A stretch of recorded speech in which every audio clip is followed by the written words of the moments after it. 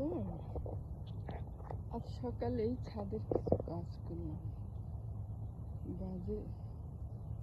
গাছগুলোর কন্ডিশন একটু চেঞ্জ করলাম।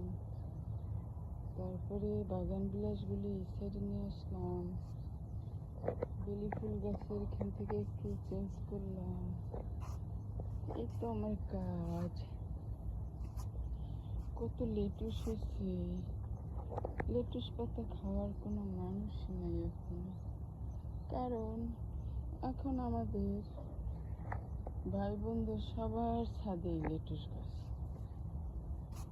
আগে যখন ওরা ছাদ বাগান করে নাই, তখন তো সব আমার কাছে চলে আসতো, আপু কিছু লেটুস পাতা হবে, আপু কিছু লেটুস পাতা হবে।